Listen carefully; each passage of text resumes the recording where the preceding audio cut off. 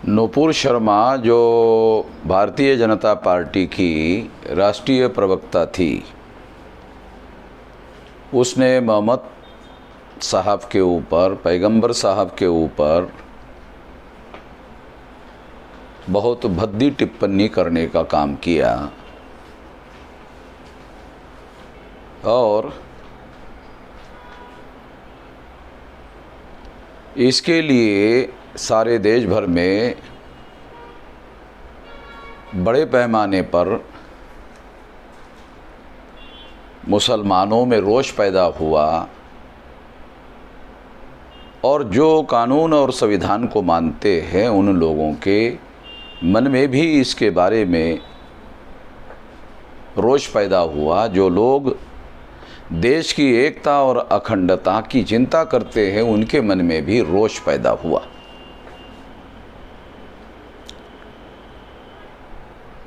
मगर भारत सरकार ने, जिसके नियंत्रण में होम डिपार्टमेंट है, दिल्ली का गृह मंत्रालय है, उन्होंने अभी तक इसके लिए किसी प्रकार की कोई कार्रवाई नहीं की। बहुत दुखद है और शर्मनाक बात है। भारत सरकार के होम डिपार्टमेंट के लिए भी ये बहुत शर्मनाक बात है, जिससे देश की एकता और अखंडता में खतरा पैदा करने का मामला हो।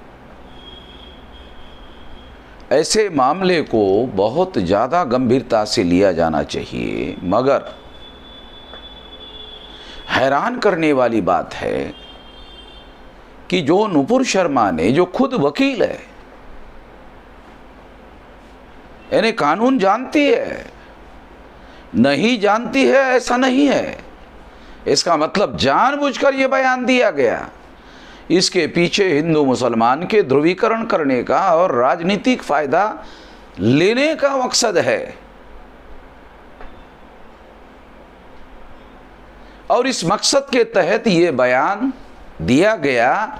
बल्कि ये कहा जा सकता है कि बीजेपी के जो भी प्रवक्ता इस तरह की बातें करते हैं, वो बयान देते नहीं है, उनसे दिलवाया जाता है। मीडिया विभाग का प्रमुख आदमी उसका समर्थन कर रहा है। ये इस बात का सबूत है कि ये बीजेपी की ऑफिशियल लाइन है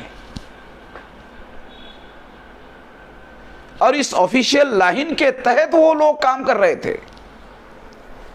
नवीन जिंदाल ने ट्विटर पर ट्वीट करके जब इस बात का समर्थन किया, तब इस बात को वो सिद्ध कर रहे थे कि ये ऑफिशियल लाइन है। अभी पार्टी ने नवीन जिंदाल को भी निकाल दिया और उसको, नुपुर शर्मा को सस्पेंड कर दिया।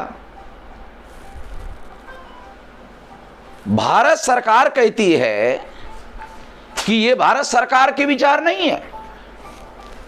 थोड़ी देर के लिए मान लिया जाए कि ये भारत सरकार के विचार नहीं है, मगर भारत सरकार ने और भारत सरकार के होम डिपार्टमेंट ने किसी प्रकार की कार्रवाई नहीं की। जब किसी प्रकार की भारत सरकार ने नुपुर शर्मा और नवीन जिंदाल के खिलाफ कोई कार्रवाई नहीं की, भारतीय जनता पार्टी ने उनके खिलाफ कार्रवाई की।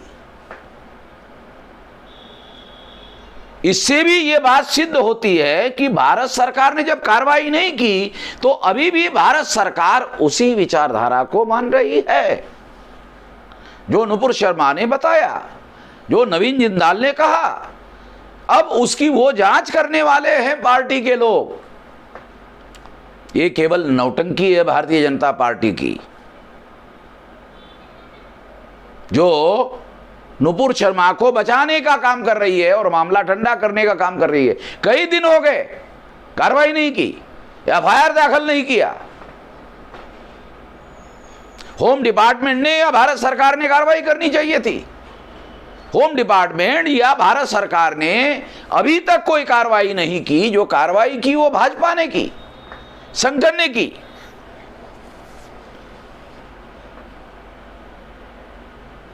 और वो कार्रवाई भी कब की? जब विदेशी देशों के लोगों ने भारत के हाई कमीशन को, राजदूतों को अपने यहां बुलाकर उनको वार्निंग दिया। कतर ने तो माफी मांगने के लिए कहा। जो तेल उत्पादक देश है, लगभग 50 कंट्री के लोग हैं, वो लोग भी इसमें कूदे हुए हैं। इस वजह से भाजपा ने कार्रवाई की। भाजपा ने इस वजह से कार्रवाई नहीं की कि उन्होंने जो बयान दिया उस बयान को वो गलत मानते, नहीं, इसलिए कार्रवाई नहीं की। इस्लामिक कंट्री के लोगों ने जब इंटरनेशनल लेवल पर दबाव बनाया तब जाकर के भाजपा ने कार्रवाई की। इंटरनेशनल लेवल पर केंद्र सरकार पर दबाव बनाया, केंद्र सरकार ने अभी तक कोई कार्रवाई नहीं की और कोई सबूत नहीं है कि केंद्र सरकार ने कार्रवाई की। केंद्र सरकार ने जब कार्रवाई नहीं की तो यह सिद्ध होता है केंद्र सरकार अभी भी उसी विचार को मानती है। नुपुर शर्मा अब कह रही है कि ऐसा बयान देने के पीछे किसी का दिल दुखाना उसका मकसद नहीं था। कितने भोले बनते हैं। अरे इन लोगों पर देशद्रोह का मुकदमा चलाया जाना चाहिए और इन लोगों को देश को तोड़ने के साजिश का मुकदमा चलाया जाना चाहिए। धर्म और धर्म से संबंधित मुद्दे जो खड़े हो रहे हैं, इसकी एक बहुत बड़ी वजह है। इस वजह को भी हम लोगों को जानना और समझना होगा। इस बहाने से मैं ये बात भी बता देना चाहता हूं कि जस्टिस वर्मा जब चीफ जस्टिस थे, उस समय बॉम्बे हाई कोर्ट ने जो जजमेंट दिया था कि धर्म के मुद्दे का चुनाव में इस्तेमाल करना भ्रष्ट आचरण माना जाएगा, उसको बदलने का निर्णय जस्टिस वर्मा ने, जो चीफ जस्टिस थे, दिया। तब से धार्मिक मुद्दे का इस्तेमाल चुनाव में और राजनीति में बढ़ गया है। तो ये कहा जा सकता है कि सुप्रीम कोर्ट के लेवल पर, जो चीफ जस्टिस के लेवल पर जो गलती हुई है, उस गलती का भारत के राजनीति में बहुत बुरा असर पड़ा है। तो मैं चीफ जस्टिस रमना को, वो बार बार बयान दे रहे हैं कि लोग उसके जुडिशरी के जजमेंट का मिस इंटरप्रिट कर रहे हैं, अपने हिसाब से व्याख्या कर रहे हैं, मगर क्या चीफ जस्टिस रमना को यह बात दिखाई नहीं दे रही है कि उस निर्णय के बाद यह सारा मामला खराब हो गया है? इस वजह से राजनीतिक दलों को इस तरह का मामला खड़ा करने का मौका मिल रहा है। मैं जस्टिस रमना को यह अनुरोध करता हूं कि चीफ जस्टिस वर्मा ने जो जजमेंट दिया उसका फिर से विचार किया जाए और उस जजमेंट को बदला जाए, उसको रद्द किया जाए। डायरेक्ट और इनडायरेक्ट चुनाव में धर्म का किसी भी प्रकार से प्रतीकों का, धार्मिक प्रतीकों का इस्तेमाल करने पर भी पाबंदी लगाई जाए।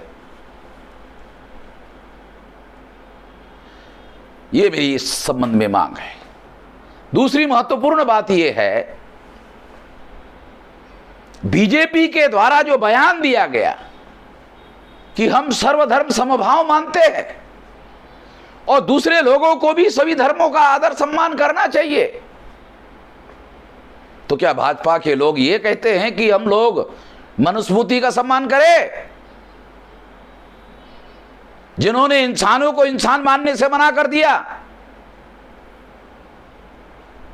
मनुस्मृति में जो आदेश लिखे हुए हैं, जो बातें लिखी हुई है, क्या उसका आदर करे? मनुस्मृति का और मनु का भी आदर करे? जो भाजपा कह रही है उसके अनुसार तो यही अर्थ निकालता है और मैं इस बयान का धिक्कार करता हूं। और किसी भी मापदंड में, किसी भी आधार पर हम लोग मनु का और मनुस्मृति का आदर नहीं करेंगे, उसका धिक्कार करेंगे, हर हालत में करेंगे। और जरूरी हुआ तो बाबा साहब अम्बेडकर ने जैसे महाड़ के चौधार तालाब के दौरान मनुस्मृति को जलाया था, ऐसा भी सारे देश भर में जलाने का काम करेंगे, क्योंकि मनुस्मृति के सारे आदेश भारत के संविधान के विरोध में है। भारत के संविधान के फंडामेंटल राइट के और मौलिक जो सिद्धांत है भारत के संविधान के, उसके विरोध में है। हम संविधान को मानते हैं, संविधान को लेटर एंड स्पिरिट मानते हैं और उसके अनुसार सभी भारतीयों को आचरण करना चाहिए, ऐसा हमारा मानना है। मगर भाजपा भारतीय संविधान को धर्म ग्रंथ की तरह मानती है और उस पर नरेंद्र मोदी ने अपना मस्तक झुका करके दर्शन कर लिया। अरे ये दर्शन करने का ग्रंथ नहीं है मोदी जी, ये दर्शन करने के लिए बनाया गया धर्म ग्रंथ नहीं है। भारत का संविधान अमल करने के लिए बनाया गया है। अमल करने के बारे में आप कुछ करते हुए दिखाई नहीं दे रहे हैं।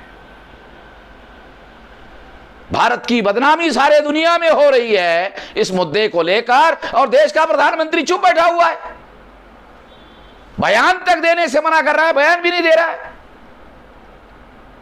हैरान करने वाली बात है।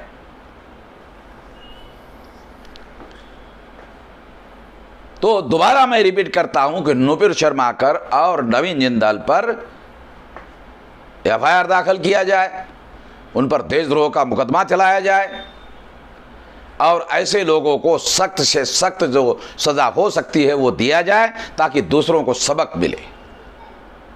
इस मौके पर मैं इतना ही कहना चाहता हूं।